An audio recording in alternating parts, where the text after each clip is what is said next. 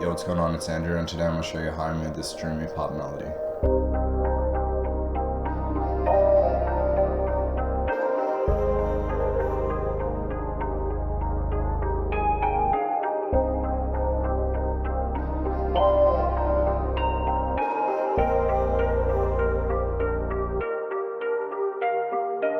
So I think the most important part of this loop is the top line melody I wrote. This is what it sounds like.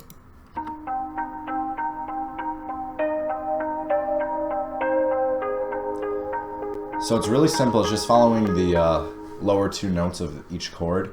And I originally only had it alternating like this, but I added these top notes that descend down.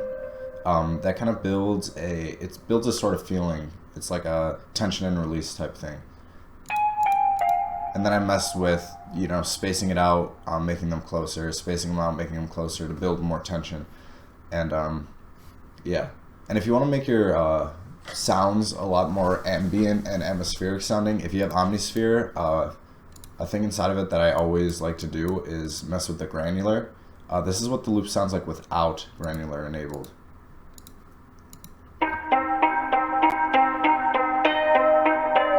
So it's a lot more harsh, and once you throw it on, it gets a lot more airy and open.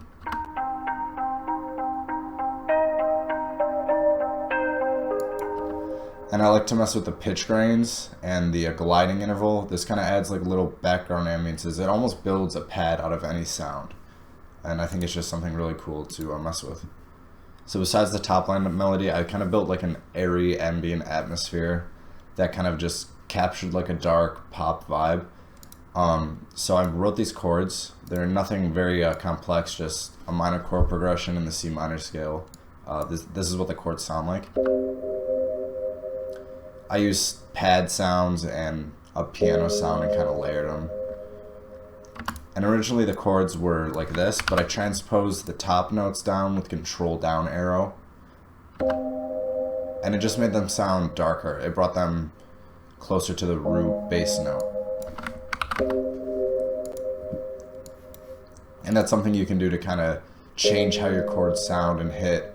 And if you don't like how they sound, just try moving certain notes up or down an octave. And besides that, I just added some vocal chops that I got from Splice and Arcade. This is what they sound like.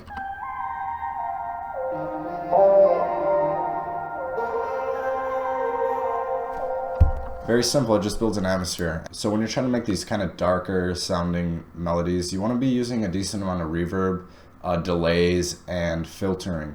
So a filter that I like to use a lot is Fruity Filter, and I use the preset called Party Next Door. And then I just mess with the cutoff frequency. This kind of cuts off what frequency it will cut, and the resonance messes with like how harsh that cut is, if that makes sense.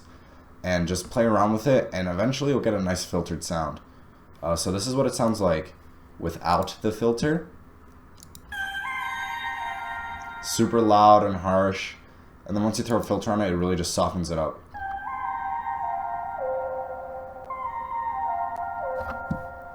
But yeah, that's how you make a dark pop loop. It's really not too hard, and I hope you learned something.